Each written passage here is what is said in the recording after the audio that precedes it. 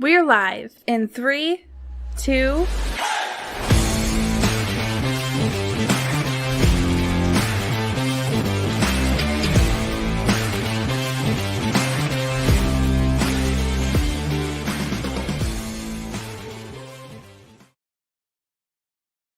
God, does it feel good to be back. Welcome into Leather Brains, your host here, Slapdawg, and I am joined today by my two very good friends, Alan Casanova Castro and Scotty Del Rey. Gentlemen, what? It's Super Bowl week, baby. Hell The yes. Super Bowl It's here. is here. It is time. It's here. It is. I'm actually really excited for this episode. There's going to be a lot to talk about in regards to the Super Bowl, with it being this week, of course, 49ers versus Chiefs. So for the two of you that are Chiefs fans, I'm sure that you guys have a lot to say, as well as myself. So we're going to talk about that. But before we do that, there's been some coaching changes. There's been some coaching announcements, and I really want to have a conversation about that before we talk about the Super Bowl week. Before we do any of this, I want to let all of our listeners, all you great brainiacs out there, know that we will be having an award ceremony next episode. That is next week. So there will be a poll coming out for all you Twitter users or X users. We're going to be sending out a poll tomorrow for you guys to vote. It is an award ceremony. It's going to be fun. There's some hilarious different awards to go out for these NFL players. So go vote, go check it out, and also hit the subscribe button. Hit the subscribe button wherever you're at, YouTube, Twitter, or whatever podcast platform you're on. Hit the subscribe button because it truly does mean the world. Okay, let's get into it. The coaching updates. Let's talk about the Commanders. They have found their new head coach, Mr. Daniel Quinn. He's the former Cowboys defensive coordinator. It was rumored that Washington tried to get the Lions offensive coordinator, Ben Johnson, but negotiations seem to have fallen through, perhaps because Ben Johnson wants to go play again for the Lions. Maybe not. Regardless, he is out of contention. Obviously, they did sign Dan Quinn. There was also rumors that defensive coordinator for the Ravens, Mike McDonald, was also a candidate, but that did not come to fruition either. My question to you, gentlemen, are the Commanders really cheap or really dumb to bring Dan Quinn? Can they be both? Maybe Dan Quinn's going to be awesome for him. But from the reports that are coming out, it does seem like Dan Quinn might have been the third on the list of three. The Commanders came out and said something like, oh, well, we just got a bunch of text messages saying that Dan Quinn was awesome, and so that really swayed us. Like, oh, okay, so your ownership is just being convinced by all these random people shooting you text messages. I don't know. But the Ben Johnson situation is really weird because it seemed like a foregone conclusion that Ben Johnson was going to Washington. And then all of a sudden, while they're in a plane to go interview Ben Johnson, they find out on social media from one of the insiders that, oh, nope, he's staying with the Lions. And that is, I don't know the details of what happened there. Some people say Ben Johnson was asking for too much money. Some people say Dan Campbell is just the greatest leader of men, and so Ben Johnson couldn't leave him. I don't know what the answer is, but seems like it was a pretty fucked up situation. From the outside looking in, would you want to go coach the Commanders? Your roster is pretty appealing. Your roster, yes. Okay. Now, aside from the roster, because most jobs you go into, like you're working for your manager. You have to go play in that stadium. Sure. Like your office is a piece of shit. Your front office, you don't know. I think Ben Johnson must have got some good intel. Hopefully his agent was working on the side. I think it's a money thing, as well as like they're just so stupid. Doesn't it seem like Ron Rivera and Dan Quinn are like the same thing? Yeah. Don't you think they just like traded in for the same thing? They're like, but it's a different Ron Rivera, and he wears his hat backwards. You're like, So sold. we got that going for us. Yeah, I don't love this. I mean, Dan Quinn, I don't know. Like, I don't love this. But what I do love, I will say, is I love the offensive coordinator hire of Cliff Kingsbury here. And I've seen some murmurs about it. So Cliff Kingsbury, he used to be the Cardinals head coach. He used to be my guy. I was ready to move on from Cliff Kingsbury, but I will say this. I have a lot of admiration for Cliff. I think that, with the whole Cardinals situation, I think things got kind of dirty, things got kind of muddled, and I think it was time to move on from him. But I do think he is a really good offensive coordinator, and the thing that excites me is Commanders have an early first-round pick, baby, and they've kind of made it clear that Sam Howell's not going to be their guy. At least when Ron Rivera was still running the team, he pulled Sam Howell early. So there's some murmurs, guys, that that maybe Cliff coming here is a move to draft Caleb Williams and get that existing relationship between the two of them. Cliff Kingsbury was the coach for Williams last year. So what do we think? But, I mean, is that a possibility? Then just hire Cliff Kingsbury as the head coach. I'm I don't think confused. he's Why gonna would you head coach. hire? But why would you not try? I don't know. It seems backwards. You're hiring a defensive guy to lead your team, but then you want to go draft a project, well, a somewhat project, any quarterback coming in, no matter how good they are, the project. So like maybe the thought is he can solidify their defense while they figure out the offense, and then Cliff can coach up. But I don't think they're getting Caleb Williams. I think they're more likely going to get like Drake May. Do you think so? That begs the question then. So in the offseason, the Commanders traded the same head coach from Ron Rivera to Dan Quinn. Basically, they got the same guy, and now they're going to trade from one North Carolina quarterback to the other North Carolina quarterback. So if you're a Commanders fan, it's probably just all going to look the same. It's just they're going to try to tout it as something completely different, but it's probably just going to be the same shit. Well, maybe even worse, because if they do end up getting that other North Carolina quarterback, or if they end up going Caleb Williams, they're going to have to spend some stuff to be able to do that, and maybe they're going to lose some pieces. I'm sure that there are offensive pieces that are going to be involved in that trade. So I don't know. I said this last episode. When you're an organization that's trying to get off the ground, I really don't understand the idea of a defensive head coach. It doesn't make much sense, because say they get Drake May or they get Caleb Williams, and all of a sudden this offense is awesome. Well, guess what? Cliff Kingsbury's getting a head coaching job next year or the following year. Like, that's just the way the NFL goes. When your offense is really good, then your offensive coordinator gets picked up, and then you got to start from square one. It just makes way more sense to have an offensive-minded head coach so you can keep some consistency on the offensive side of the ball. And the defensive side of the ball is much less reliant on those superstar players. You can, as Kansas City demonstrated, you can, teach some young guys how to play consistent defense, and you don't need a Caleb Williams or a Patrick Mahomes to do it every season. Do you think Cliff was truly an upgrade from Bieniemy, or do you think Cliff was a hire to distract everybody from what they did at head coach, to be like, oh, but we got a good OC now?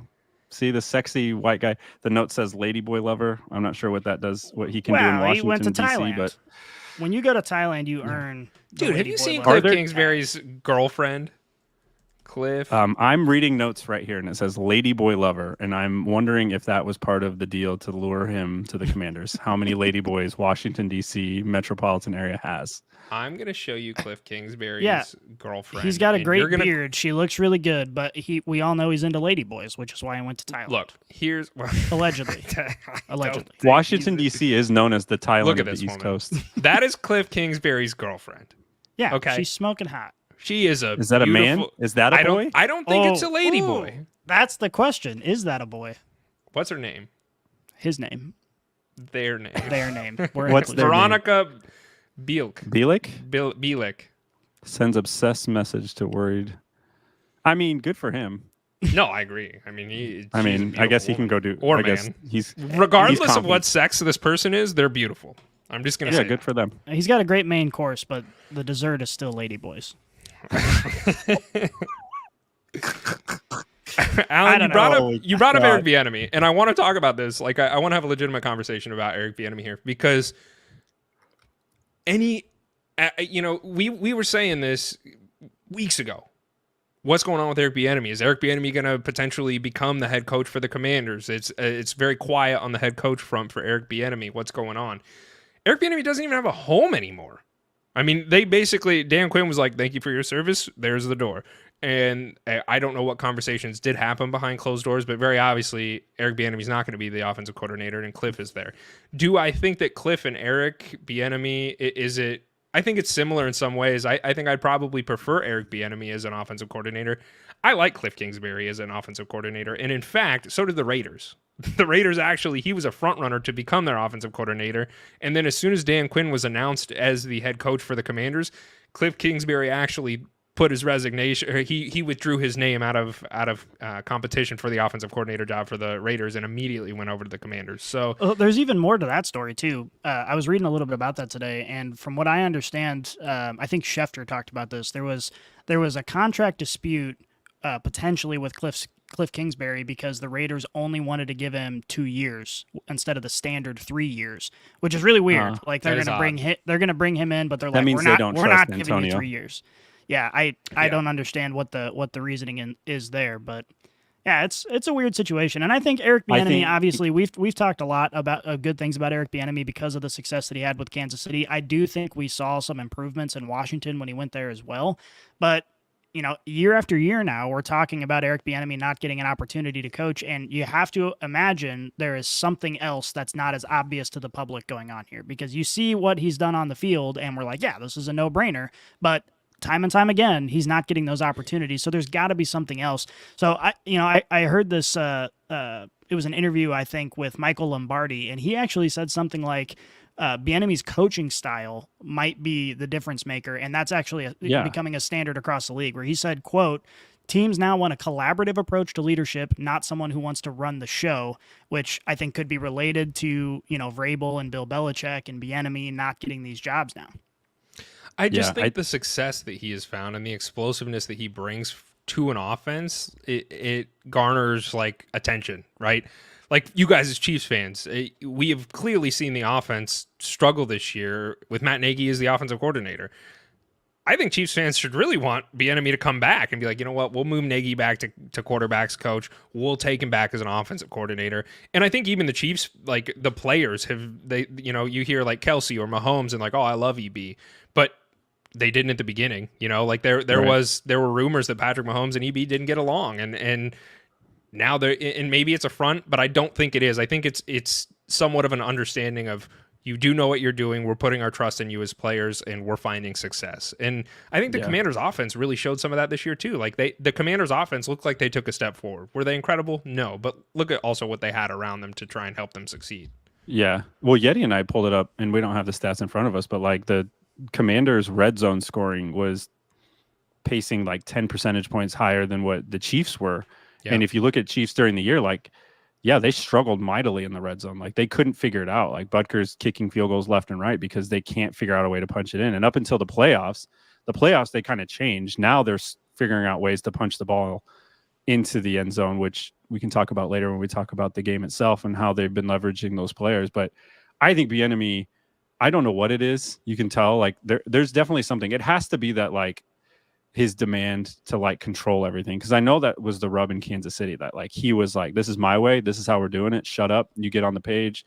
But I also think some of it's needed. I think in the right situation, that's what you need. And we talked about in the text thread of like, does he go to, you said like, oh, I'd love him in Arizona. Like Kyler Murray could use some of that. If there's a quarterback right now with potential that has not yet had like discipline in a system, that's like 1A, I think, for that, of somebody that has talent, who's been on MVP paces during the season, but then just kind of like flamed out, fizzled out, and like didn't care. And we jokingly talk about Call of Duty, but I think that's somebody like EB, he could come in and weed some of that out of an organization. So I think in the Commanders, for this particular thing, I think it is not uncommon to clean house. You bring in a new head coach. He wants somebody who he trusts, who he likes.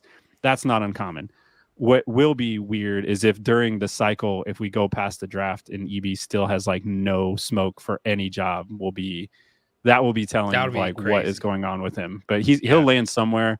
I don't know if he'll go back to the Chiefs. I don't know. He brought Nagy back. Maybe he will bring EB back. Yeah. And EB is a clear upgrade from Nagy. Another side point here is that obviously EB's on contract with Washington. So are they just gonna pay him out? Like obviously when a coach gets fired or they get another job, there's contract negotiations in there that sometimes make it good for both parties. But with EB not having another opportunity for a job, like Washington's just gonna have to cut him a check or make him the ball boy. I don't know how that works. Sometimes most of them are tied to the head coach. Like you're here as long as this guy's here, because the head coach makes the decisions for his staff.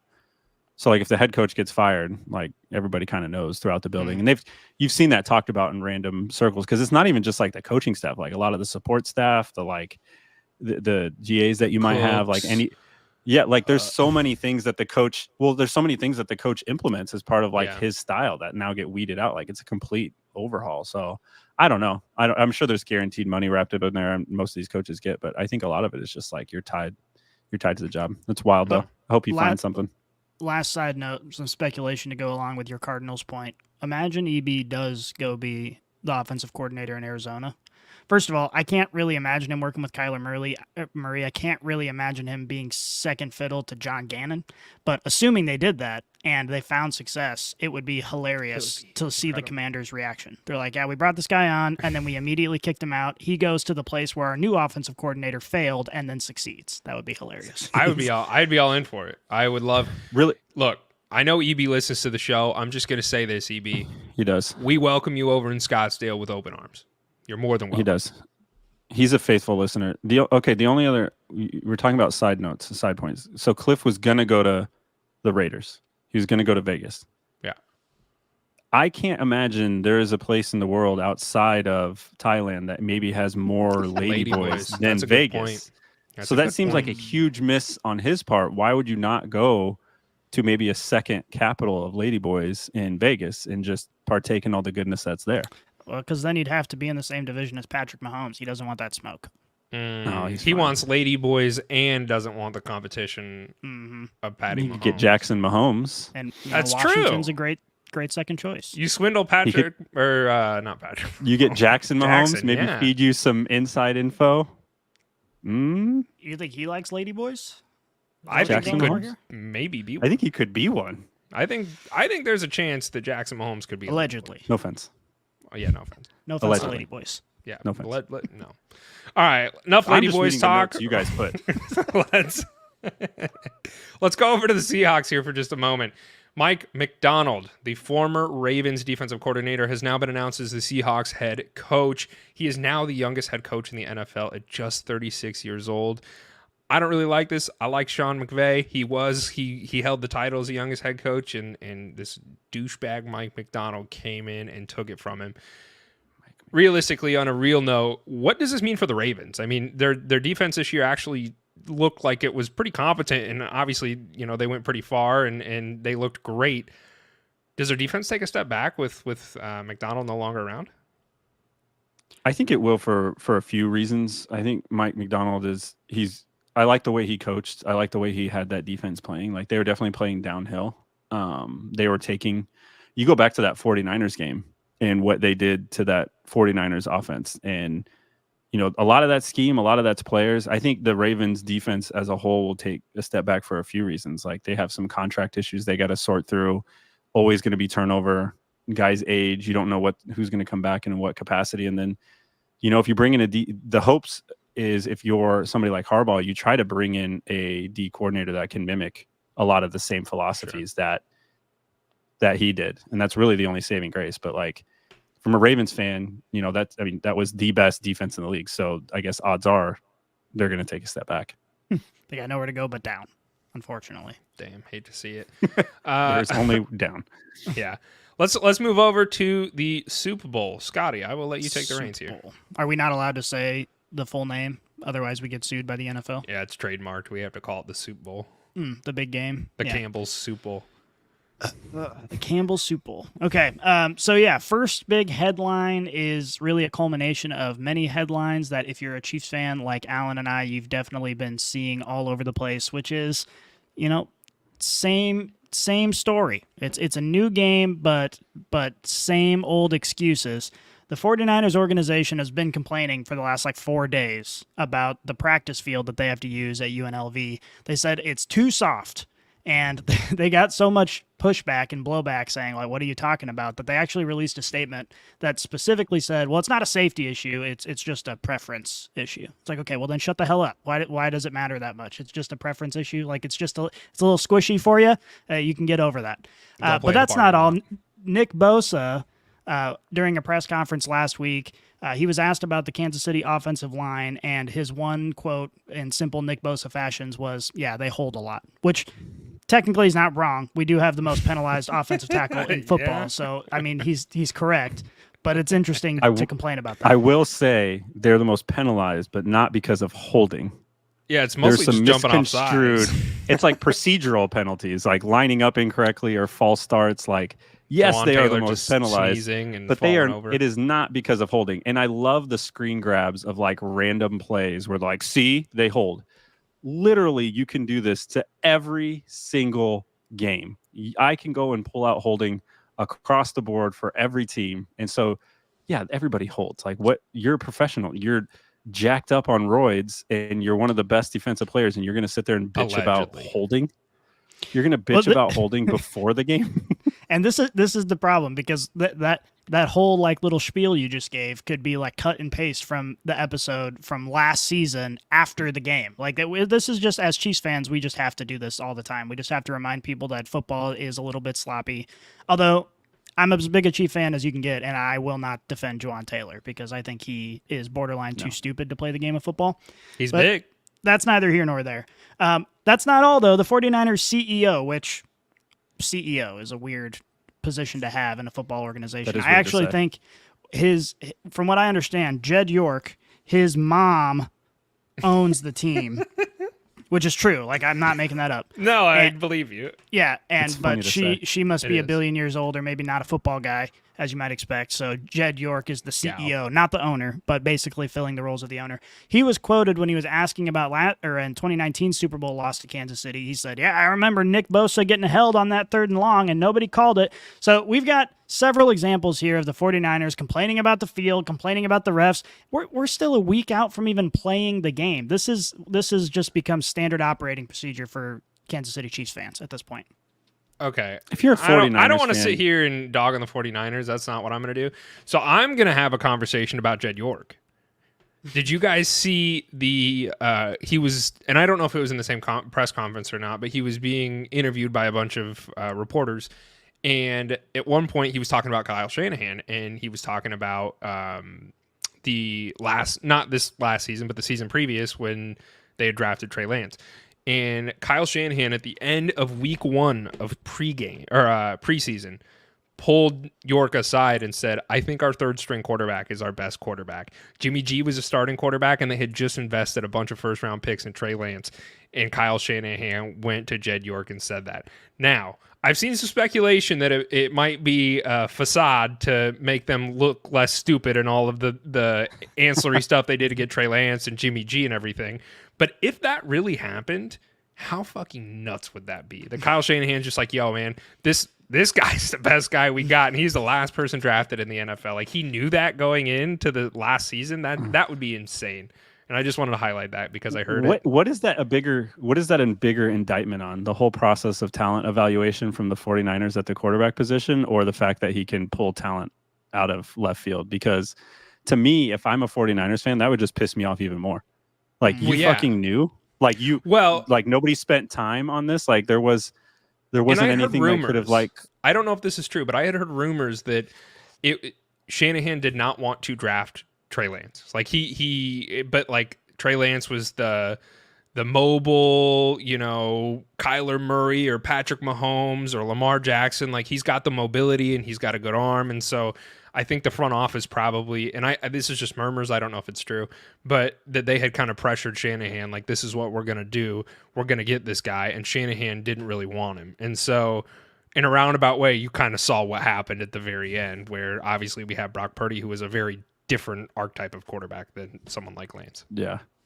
I don't know if it's true. I think hindsight being what it is, yes, Brock was definitely the better choice, as we've seen. And sure. I know we want to get into some game script here, but I think I don't know. I would call bullshit on that.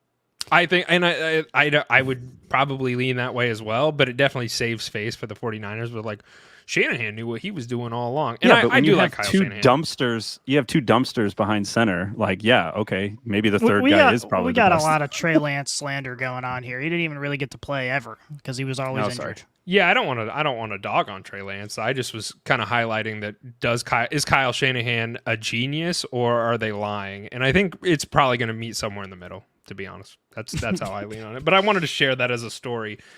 But does Kyle Shanahan need to flip the script? That is the question that we need to be asking ourselves, because we want to sit here and praise Kyle Shanahan for potentially scoping out Brock Purdy as the best quarterback a year before anybody knew it. But let's look at his history and let's look at what he has done with him as a coach. So he blew the 28-3. This is the historic game that everybody highlights that the Falcons blew. They had a 28-3 lead. And Kyle Shanahan was the offensive coordinator for the Falcons when that happened, when Brady beat them when he was still with the Patriots. So that has happened. Shanahan also blew a 20-10 lead in the fourth quarter against the Chiefs in the 2019 Super Bowl. Has he made the NFC Championship in 3 of the 4 previous seasons? No. Sorry, Or yes. he has Sorry, made. that was my fault. I screwed up the statement there. But he has okay. made. He will read has anything you put on the telephone. I am Ron Burgundy. I am. No, he will has read. made 3 of the NFC Championship in 3 of the 4 past seasons, not including this season, and Thank you. still has won 0 Super Bowls. So the question is, if Kansas City wins on Sunday, does this all turn into Kyle Shanahan, great coach? He obviously made this organization No. awesome and relevant for the I last don't- 4 yeah. years. No. But not buying that. is he blowing it in the big moments? No. Well, yeah, not at all. I would say that he's blowing it in the big moments because it would show that. But I think that most people are not going to dig up that narrative and spread that because They do it with Lamar Jackson. Well, that's true. I don't know. I have a lot of respect for Kyle Shanahan. I really truly do think he is an incredible coach. Like, and what he has continued to find success with the 49ers. Like everywhere you turn, and they've really shown that picks don't matter. They'll buy anything. They'll get it done with what they've got, and they're kind of like the Rams in that way. But they are still just continuing to find success, and it is astounding. And I do think it is because Kyle Shanahan knows how to get the most out of his players and strategically get his playmakers the ball. I mean, he has shown that time and time again. So I don't think he might earn that. He could. I think there's an argument to have that reputation, but I think at the end of the day, I would still take Kyle Shanahan as my head coach if I had the opportunity. That's a great way to put it. You know, you could say, "Oh, he's blowing it in these big moments," but they're in the big moments over and over and over again. So that's probably worth it in comparison to most head coaches. Yeah. Do you know what they say, How many? Alan? What's up? They say 4th time's the charm. Do they? Who says that? I think so. Who's they? I think somebody might say it Who's somewhere. they? I hope it's not. They also fail to recognize that, like, yeah, he has done a tremendous coaching job, and I'm happy you said it there at the end. Like, how many organizations would happily take Kyle Shanahan to lead? I think there's only a few that would say no, and I think if you look, like, even if you ask, like, the Eagles, like, would you rather have Kyle Shanahan or Nick Sirianni? You know, like, how many teams are there out there that, like, realistically wouldn't, unless you're, like, got a new coach and you're kind of happy with them at the moment. But, like, I think there's a ton of organizations that would think about it. And Let's play this game. I think this is going to be a fun game. Sean McVay. If you're a Rams fan, would you rather have Sean McVay or Kyle Shanahan? Sean McVay. Yeah, Sean Okay. McVay. He's been good. Okay. If you're a Jets fan, would you rather have Robert question, Salah or Kyle Kyle Shanahan. Shanahan? No, Okay. no question. Kyle Shanahan. You guys are Chiefs fans. I think Andy Reid's probably pretty safe. Let's But do he Vikings. He could replace Andy Reid when Andy Reid retires. That'd be sick. I don't think We'll that's take going to happen. Kevin That'd O'Connell. be sick. Kevin O'Connell with the Vikings. Would you rather have Yes. yes to Kyle O'Connell or okay, Kyle. Shanahan. Okay. That's all. That's all I had. I was just What curious about to know. here's one. If you're the Steelers right now, and Tomlin's like he's on his last year, and let's say this 49ers, let's say they're like, you know what, Kyle, this has been great, but like we want to go a different direction as an organization. Not uncommon. I would think the 49ers would be crazy, but let's say for some reason Kyle Shanahan finds himself out of a job. If you're the Steelers, if you're a Steelers fan, would you say? I don't think they could do Should- that to Mike Tomlin. I would prefer to have Quietly? Kyle Shanahan. quietly, part Quietly, ways? yes. Yeah, I think I think Yeah. it would have to be a Bill Belichick kind of situation where they sit down and say, "Listen, like I know you're a legend around here, but let's come to an agreement Yeah. about what's best for the future of this organization." It's interesting. One more point I wanted to make on this Kyle Shanahan piece. I think it also does a disservice to the coaches that he went up against in these big moments. You could say arguably 2 of the best coaches the NFL has seen. He's done this. Bill Belichick and Andy Reid. And so I wouldn't necessarily say he blew it.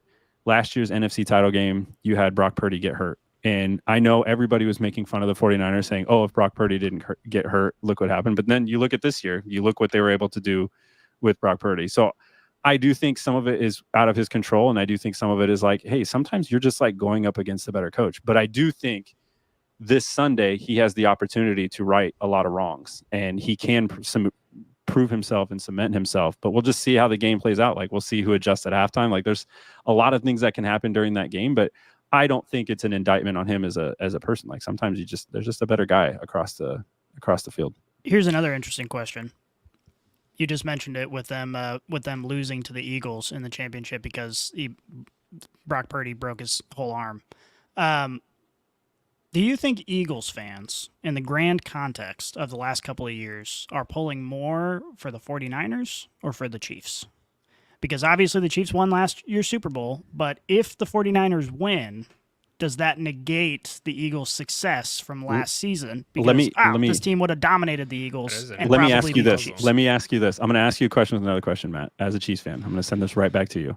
Okay. Do you think Bengals fans are rooting for the Chiefs, or are they rooting for the 49ers?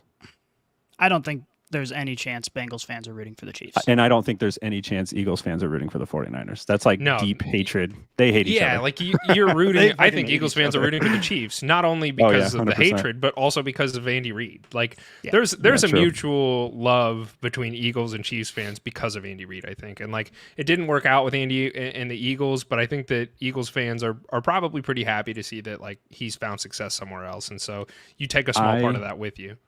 I know me, and I don't know how you guys feel about this, but like in the Super Bowl, I always take. So like if the Chiefs aren't there, I always take the NFC team. Like I don't want anybody else in the AFC to win To find besides me. success. And I think the same thing for an Eagles fans. Like you don't want anybody else in the NFC winning besides you. Like, cool, you got beat by the Chiefs. We probably would have too. Like there's some like solace in like, well, we probably wouldn't have done it either, and you guys definitely didn't do it, so it's all good. The only other ingredient in there is the dynasty talk. People are sick of the Chiefs. They're sick of looking at Patrick Mahomes and Taylor Swift and Travis Kelce all the time. I think some Eagles fans probably fall into that category. Maybe. There's other things to talk about. You mentioned Patrick Mahomes. I believe his dad starred in Family Feud this weekend here. His dad, he got his third DUI over the weekend, reportedly faces 2 to 10 years in federal prison. I just bring all this up because you were about to go watch your son play arguably the biggest sporting event in the entire world. And what are you doing? You can't afford to get an Uber? Why are you drinking driving at any time? Well, yeah, exactly. Let This alone is right just before the another. Super Bowl. It's another building block in the greatness of Patrick Mahomes. Look at all this stupid shit he has to Troubled overcome in his father, life. All of his ladyboy family brother. all of his family members are insane. Everybody's hating on him, and yet Patrick Mahomes still the majority of the time he's a perfectly nice guy and very good at football. So You want it's to know what just- I think? He's just awesome. You want to know what I think the reason is because he has found a new fatherly figure in Andy Reid. And it might sound kind of silly and it might sound like I'm joking, but I think there it's might Matt be a little Nagy. bit of truth to that. It's not Matt Nagy. Matt Nagy's a fucking moron. Would you rather be Patrick Mahomes and have the family that's in disarray, or would you rather be Aaron Rodgers and your family just hates you and doesn't talk to you anyways? I thought Aaron Rodgers just didn't talk to his family. I thought it was the other way around. Aaron Rodgers is gonna live for 40 years longer than Patrick Mahomes because he didn't get the COVID shot. So Yeah, everybody give me knows Aaron that. Rodgers. Oh, that's true. I didn't Plus, even he does think about that. ayahuasca. Never done it, but I'd be willing to Okay, try. let's if I settle was this real Aaron. quick. Is it Aaron Rodgers, like his family hates him, or he hates his family, or is it both? They hate I each think other. it's both. I'll I think look they just this hate up. each other. I'll look this up. I remember Christy one time, she was watching some some Bachelor show or something, and like his brother was on there. Aaron Rodgers' brother was on there, and his Yeah. brother refused to talk to him or something. I heard That's about this. the only thing. That's like the only inside knowledge I have is from offhand watching a show that I Okay. didn't watch. Guys, he came onto Aubrey Marcus's podcast, he being Aaron Rodgers, and he said he holds no bitterness in his heart towards his family, and he He's was hopeful bullshit. for the future. I do believe in healing, and I believe in the possibility of Bullshit. reconciliation at some point, Aaron said. We need to get So Aaron Aaron Rodgers messed and all up. of his family on the podcast. We're All gonna that- have all him that hash is it is- out. All that is code for I messed up, but I'm willing to move forward. That's all. Well, I he heard. also, in 2022, it was reported that Aaron Rodgers had started talking a little bit, this is in quotes, to his brothers. So, I He don't know. texted him on their birthdays. It's on the He's like, menu. happy birthday, you piece of shit. Happy birthday! I hate Yeah. you. It's Yeah. a new leaf in New York. Went to the Okay, so Jets. we'd All agree. right, We'd better much talk to my rather family. be. So we were all in agreement. We'd much rather be Aaron Rodgers than Patrick Mahomes with our family situations. I think both of them got it pretty solid. I'll be Aaron Rodgers. At least you know that your family's like, it's me that's a piece of shit and not everyone I'm surrounded by. Do you think I don't that's how know. Aaron Rodgers thinks about it? No. But like, that's how I would feel about At least it. it's like, me. He's got a brother going on The I don't know. Bachelor. That's reason. If my brother went on The Bachelor, I'd never talk to him again either. That's the Dude, dumbest thing I've ever heard in my life. I didn't know he was going on The Bachelor, but Oh, he was on. It was like years and years and years ago. if this is Aaron happened. Rodgers' brother, he is one handsome man. Yeah, He he is wasn't bad looking. He looks That's pretty what I handsome. remember. I wish Chris could come down and she could talk through this with us live, because I think that'd be hilarious. The only thing I can think of is if you're Patrick Mahomes, what a neat little wild card while you're getting on the plane to come to Vegas that your dad got a DUI. Like, I wouldn't even know. It would be like, what? It's probably not surprising to him anymore. This He's is the like, third "God time. Damn it, Dad. Like, yeah, not he's just again." not going to learn. It is what it True. is. I mean, I think everybody in their life has probably driven maybe when they shouldn't have, but if you get caught, you don't do it anymore because the consequences skyrocket. Obviously, it's dangerous either way, but now Yeah, it's don't like drink and not only is it dangerous, but now instead of getting a slap on the wrist and losing your license for a little bit, you go to jail, which is not at all worth it ever, especially because Uber exists. Yeah, and and it's your not like you son can't is a afford an Uber. That's what I'm billionaire. saying. Your son has $500 million. Buy a fucking Uber. Like, if you want to get drunk in the middle of the day, who the fuck cares? But just get an Uber and go home. Like, don't drive. It's not that hard. Me thinks is that Pat Senior may need some more help with his substances. He may need help yeah, probably. not doing substances. Yeah, that's Probably probably the best true. direction for him to go. Well, Prayers up. baby. Hopefully, having that last name will help you, I guess. But also, just stop doing bad shit. And how much his son is hated too. Can you imagine how much he's going to be hated in prison? They're Oh gonna my be like, God, "Fuck they're you. gonna think your he's son a has lady beat my boy." team so many times. Yeah. Oh God. That would be terrible. Let's move over to Travis Kelce. We're having all these conversations about the Super Bowl and all the players involved, so let's talk about Travis Kelce. Is this his final hoorah? I think there's a potential that this could be his last season. I mean, he could ride off into the sunset with his brother Jason. He's got this new girlfriend who's traveling the world, and he's getting older. Like, I don't think anybody's going to sit here and say Travis Kelce is still playing in his prime. I still think he potentially could come out next year and play, but I also, you look at his productivity this year, maybe part of it is because there is no true wide receiver one for the Chiefs, and he de facto is that, so is getting the main coverage, or maybe he is just slowing down, and it is time for him to hang up the helmet. What do you guys think as Chiefs fans? Do you think this is last year now?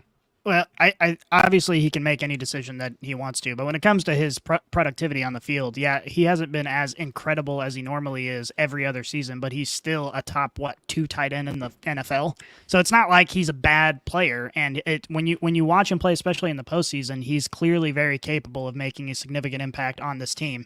So I think if he wants to come back and play for another 3-4 years, he's perfectly capable of doing that. It's just a matter of what he wants to do, and the only reason we're having this conversation is because of that one interview that he did this year. Obviously, he's getting a little bit older, and people always speculate about it. But that one interview where he's like, "Yeah, people don't realize how beat up you get. I've had 55 surgeries, and I'm never going to be the same." And so that kind of led into people speculating, okay, he's getting toward the end. But for that one interview, there are about 40 other instances where he's talking about all the way. You can see the competitive nature in him. I don't think there's any reason to believe he's going to hang it up unless he just wants to. I don't think his play on the field warrants it at all. I think a couple of things why he won't. One, I think he goes one more year. I think Andy Reid goes 2 more years and retires. I also think he wouldn't want to do that to Jason. Yeah, I think he would want Jason to have his own Hall of Fame thing. I don't think. Listen, Travis has already shown that he can be a selfless individual. He didn't go out that final week where he could have gotten like 14 yards and gone 8 straight seasons with 1,000 yards. I think what it's going to come down to is like he's going to want Jason to have his own spotlight, and then he's going to want to do his own thing. And he's clearly super productive. I think the lack of productivity was super downplayed, in my opinion, or played up, in my opinion, because the numbers don't back that up. Yes, he wasn't 500 yards better than every wide receiver, but he was. If he would have played that last game, he probably could have led the regular season in receiving for tight ends if he wanted. Mm-hmm. So I think it's kind of funny that happened. I don't know if we lost Hunter. We'll just keep this rolling because we're live. Oh, yeah. I don't know if Hunter dropped off or he's frozen. He's not moving. But I think that being said, I think also when Travis has the love of his life now, Taylor Swift announced a new album. We got things rocking and rolling on that end. I think it makes sense to think he'd be hanging it up. But from a competitive side, I couldn't see Travis doing that quite yet. And I will also think his brother plays a big part into why he wouldn't too. Yeah, I tend to agree. I ultimately, like we said, I mean, he's still among the best tight ends in football. So he can play for as long as he wants to. And by the way, he's got the best quarterback in football and one of the best coaches in football. So there's no real reason for him to be super eager to There's hang still up the records cleats. out there for him to get. Yeah. There's still a bunch of Chiefs records and NFL records for him to go out there and get to. Like, that's motivating for itself. Like, hey, let me go see what I can do my final year. Now, if this next year, if he completely just like breaks down, gets some big injuries, shits the bed, like I could see where he's like, all right, now that's that. Like, I can't do that again. Yeah, and that's another good point, is that he didn't really sustain any massive injuries this season. And so at that point, you're like, okay, maybe I'm getting older, but clearly you can still withstand the rigors of the season without much of an issue. I don't know if I ever told you guys this. I was at a bar here where we went out right before we met up for dinner, whatever that bar was. And I was sitting there, and it was a Chiefs season ticket holder. Now, every season ticket holder or any fan you run into, they always know the guy that knows the milkman, that does the laundry for, that can tell you some side note. But he was dead set on that. He was like, Travis last offseason didn't go train with the guys he normally does. Like, he has a personal trainer. He'll go down south and train and get his body ready and all that. And he's like, Travis didn't do that last year. And he came in a little heavier and was a little slower. And I think we can see that, like, you know, you win, you kind of eat big, and he's dating Taylor and probably just chilling. And like, I think what happens immediately in the offseason, like his offseason plans will certainly do that. But you're saying nope, you got I don't. a boyfriend 15 situation going on. Put on some extra I think so. baggage.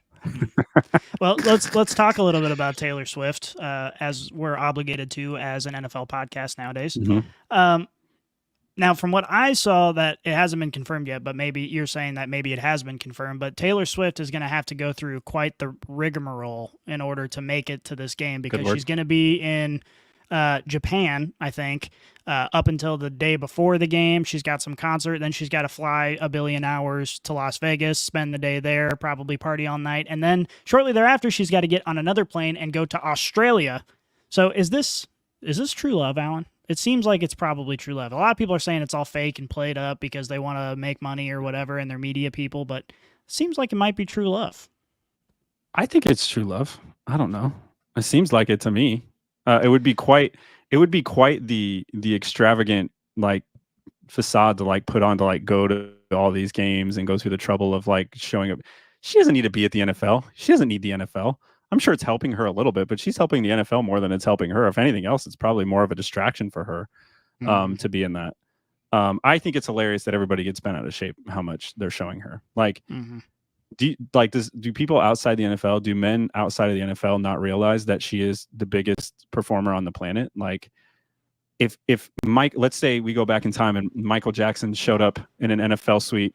Let's say he was dating he was dating Travis Kelce. Let's just say in this fun world. Do you not think they would fucking show him a few times? In like the total amount of time she's actually on screen is minuscule. And I think it's just such a weird hill to die on. It's like, she's on my TV too much. I don't like seeing pretty girls. Yeah, it is a weird thing. Yeah, first of all, she could be way worse to look at. I mean, I don't think Taylor Swift is that hot. I'm just going to say it. Bullshit. Do I think she is attractive? Yes. But do I think Kyle Juszczyk's wife is way hotter? That's not what we're saying. That's not what we're saying. Yes, there's always probably better preferences, but it really comes down to would you or wouldn't you? Would you rather be a Chiefs fan and have to look at Taylor Swift 5 or 6 times a game, or be a Cowboys fan and have to look at Jerry Jones 5 or 6 times a game? Okay, that's a fair question. That's a fair question. Yeah, they showed Jerry. They showed Jera. Detroit showed Eminem a bunch. Nobody cared when they were showing Eminem a bunch, and he was in his suite flipping off all the 49ers fans. That was super cool. But God forbid Taylor Swift sits in her suite just clapping and enjoying the game. That's like the worst thing you could put on TV. I think for me, I like Taylor being, I don't care, right? The one thing that upsets me about it is Travis Kelce got a touchdown last game, and I didn't even get to watch him celebrate. Like, I saw him and Patrick like coming up to each other to do something, and then it immediately went to Taylor Swift, and I'm just like, dude, I'm not watching this to see Taylor Swift's reaction. I want to see the boys who just got a touchdown. I want to see them celebrate. Trav has some good dances, so I will give you that. Like, I do want to see him dance because he does have rhythm, and I would like to see that. At this point in time, if you polled every NFL fan and you said, after a Travis Kelce touchdown, would you rather watch Travis Kelce rub it in the face of everyone in the league or see Taylor Swift happy? I think most people would choose Taylor Swift because people are so sick of Travis Kelce. I would not. I am watching the sport for the players. I'm not watching the sport for the people in the stands. So I don't mind. If Travis has a good play and you want to take 3 seconds to go pay in and see Taylor Swift yipping and yapping around, I don't care. But Yipping and yapping. they got a touchdown. Yipping I and want to yapping. watch Kelsey. Listen. I want to watch him celebrate. Listen, the beginning of the season, if you would have told me that this is what we would be discussing right before the Super Bowl, is how much we wanted to see Taylor Swift on the TV, You I can would have tell. said you're an idiot. You are can a tell we're fucking running idiot. out of There is material with no only way. one game left. We Yeah, got to spend it's it. 20 What I think minutes is- on Taylor Swift. What I think is ironic is that whether you hate Pat or you hate Kelsey, like the two things you have to go after are things that aren't really necessarily them. It's like things surrounding them. Like, oh, I hate that he's all over the place and does Pfizer and his girlfriend's Taylor Swift. And if you hate Pat, you're like, his wife sucks and his dad's stupid and his brother's stupid. And it's like, okay, well, you know Dude, what? have you hey, internet troll, pull up your family and let me just poke holes in everybody that I probably don't like in your dumbass family. have you Jesus. seen all the people on like the like right-wing conspiracy theorist crowd on Twitter saying that this is all rigged from the NFL to get Joe Biden elected and Kansas City's Amazing. going to win and Taylor Swift's going to come Amazing. out of the field and her and Travis Kelsey are going to endorse Joe Biden at the 50-yard line? I kinda want this to I happen honestly now. hope that So that do happens I. now I hope because it that would does be now. very funny. That would be hilarious. So funny. Of all the There's- conspiracy theories that we've had surrounding this game, that's the one I want the most. You just won the Super Bowl. What are you gonna do? I'm gonna go go vote for for Joe Joe Biden. Get my Pfizer shot and vote for Joe Biden. USA #1. Oh I my love it. gosh, that That is is crazy. very funny. All right, let's we're almost done here. There's a couple of things that I want to talk about for all you sports bettors out there. 49ers are currently 2.5-point favorites with the over under being 47.5. The under is 14-6 for the Chiefs this season. So we're taking the over the under here. I think it'll be low scoring. I You think think it'll be it'll be low lower scoring? scoring. Okay. I agree with that. I'm going to throw some more stats at you guys. I'm going to throw a couple more facts just to conclude this thing, and then I want to get your guys' opinions as to who you think. Try and set the fandom aside, and I would like an honest opinion about who you think is going to win this game. So, Mahomes is 10-1-1 against the spread as an underdog, and he is 9-3 overall. Okay. If the Chiefs win and Mahomes gets an MVP, he will be the first quarterback in history to win 3 Super Bowl MVPs in a 5-year span. Amen, brother. Casey is led in their playoff games this season for 2 hours and 5 minutes, the 4th longest in over 20 years. 49ers have only led for 27 minutes and 30 seconds, which is the least amount in 20 years. Okay. The defense for Kansas City hasn't averaged fewer yards allowed since 95. And the Chiefs have led all postseason teams with 4 takeaways in 3 games. Okay. So that's the Chiefs side. We're going to do the 49ers because we're going to be fair here. 49ers, they are 25th Well. in rush EPA. Is this just bashing on the 49ers? No, Is there what are a this is? few bad ones on the 49ers specifically about say, their defense. You didn't We put there are any good on ones. for the Chiefs. Yeah, there. We could tell who wrote You these. said Yeah. to put my bias aside, but that was before, or that, That was after before I it. read all of these, That's- in which your that's bias too sad. clearly shows. Hold on, let me All summarize right. this. Let me summarize this Go for you. ahead. It's really quick. Hold on, really quick. ahead. Chiefs Yeah. stats from Matt. Pat Mahomes is God. Chiefs are the best ever. 49ers stats. They suck. They're overrated. Not very good. Hold on, there's some good 49ers ones here. Purdy I'll go is through the the- 49ers ones. Okay, let's go hear ahead. him. Let's hear All him. right, so just the 2 bad ones that I put on there is just dealing with the 49ers rush defense, which everybody knows has been very disappointing this year. They're 25th in the league in rush EPA allowed, 27th in rush success allowed, and 15th in rush defense DVOA. So all signs are showing Pacheco should have a good game if he gets 15-plus carries. The 49ers have allowed 100 rushing yards in each of the last 3 games, including the 148 yards they allowed on the ground to the Lions. That was in the first half of that game. All right, that's it. Now, the good stuff. Okay. Brock Purdy. He is the lowest drafted quarterback to ever start in a Super Bowl, which is actually kind of cool. Like, you think about it, that doesn't necessarily surprise me I mean, because he was the last he's the guy last drafted. He was also but the last still pretty cool. person. He was also the lowest you could go. Yeah. Yeah. He is the last guy that you could go to hit this stat. So the 49ers are they're trying to pad stats here. Nick Bosa has recorded 10 sacks over his 11 playoff games. So I might Odds bet are. that. I would bet that probably. I think there's a decent chance that could happen. Patrick Mahomes doesn't get sacked that often, though. It'll be a doesn't. tall task today. It will. 49ers have the number 3 rushing offense, number 4 passing offense, and number 3 scoring offense. So all stats considered, they are elite. If the 49ers win, CMC and his dad will be the only father and son duo to win a Super Bowl with the same organization. That's pretty sweet. CMC's father played for Kyle Shanahan's father at the 49ers. So that is, I actually really like that storyline. I think that is unique, and you don't see that a whole lot. I thought he won that with the Broncos. He was a receiver for the 49ers when they won the Super Bowl. Oh, I thought it was with the Broncos. I didn't know that until today when I was going through stats. That's the only reason I'm confident. Like father, I know he like played son. for his dad, but I thought that was okay. Fair. I did see this. This is crazy, and we're gonna kind of go off on a tangent here, but I think our listeners are gonna find this to be pretty cool or interesting anyway. CMC's dad was so. Did you guys see the clip? CMC was on a podcast, and I don't know what podcast it was, but there's a clip floating around of CMC being interviewed by these people, and CMC is talking about his father, and he was talking about how like obsessed his father was out of the gate. Like high school games, we're talking about like before every single high school game, Christian McCaffrey's dad would pull Christian McCaffrey out of high school and go get him an IV. So that way he would be, because, and CMC's telling the story because in one game he cramped in both of his calves. His dad said never again. So his dad would go get him an IV. And the other really, really funny thing was while CMC was like going on college visits, his dad made him wear weights in his shoes. So he was weighing in at like 185, I think is what his actual weight was. And he was wearing these weights in his shoes to bump him almost to 200. And I was just like, that is a dad who wants to see his son get to the NFL more than any other dad I've ever heard of. And I just thought it was awesome and hilarious and wanted to share that with everybody. Well, while we're on tangents, my wife just sent me a picture that said SOS, and she shattered the glass on the front of our oven somehow. Okay, well then let's wrap this thing up. Scotty, who do you have as the winner for the Chiefs 49ers game?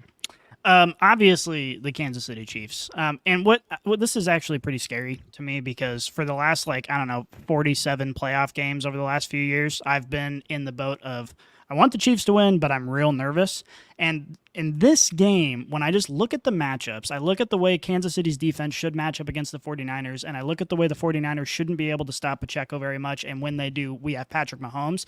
This is the first game I feel confident in, which means, oh shit, there's a good chance that we fuck it all up. So I am taking the Chiefs, and I am, in a roundabout way, still nervous, I guess. Okay, Alan? Chiefs or 49ers? I will start off by saying I think before the playoffs even started, if you would have told me the Chiefs would have made it to the Super Bowl, I would have said, you are insane. Who got hurt? Like, did Josh Allen fall off a cliff? Did Lamar Jackson get some terrible illness and couldn't play? I think what the Chiefs did during this run is kind of wild, especially where they came from in the middle of the season. Wide receivers dropping balls. They weren't clicking. They couldn't score points. They looked like in complete disarray. And the constant through all of it was their defense. And I think the constant through the playoffs has definitely been their defense.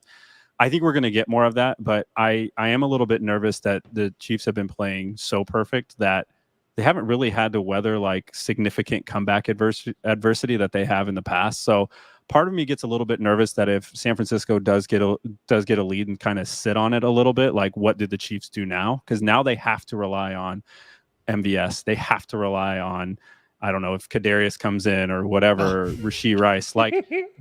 Now you flipped it to where they have to rely on, where up until this point, they really haven't. They ran away from Miami. Buffalo, they were able to run it and just kind of run away. They didn't have to come back and have a late drive to try to win it. So we still have yet to see that from this version of the Chiefs. Part of me makes a little bit nervous. I have it 49ers 21-20 in a close one, but ultimately the Chiefs wide receivers let them down in the end. Wow. You know what I'm going to do? I'm going to take the Chiefs. Oh, now we're fucked. I'm going to take the Chiefs because I want you guys to. That was the last straw. So I have money on the 49ers winning this thing. I put a future bet on them the week that Joe Burrow got hurt. You're fading yourself right now? Is that what's happening? I am fading myself, baby.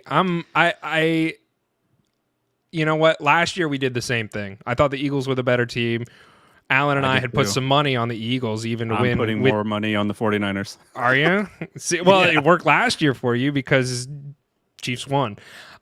I have been anti-Chiefs this entire playoff run. I have constantly picked against them. And your record's showing for it. You're only 50% in playoff games. I know, because I constantly keep undermining the Chiefs because I don't think that they're that great. And I still don't think that they're that great. But I'm picking the Chiefs.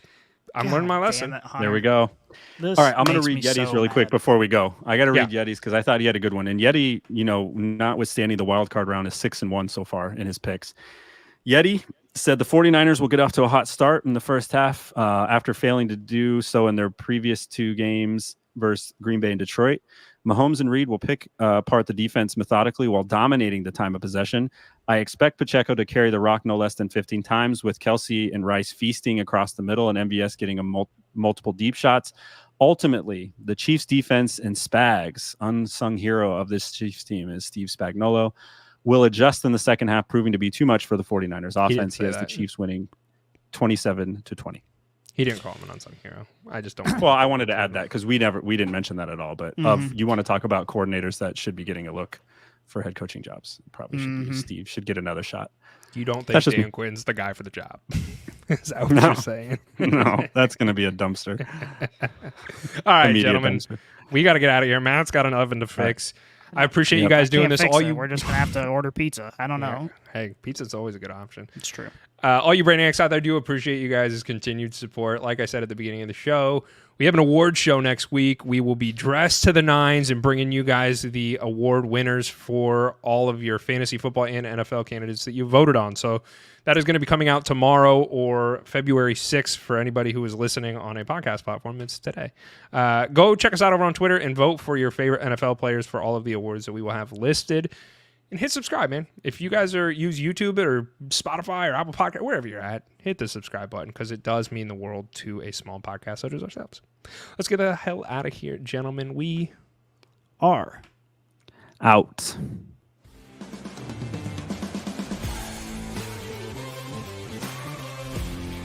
If you enjoyed this episode, make sure you tune into our new releases every week on your favorite podcast app.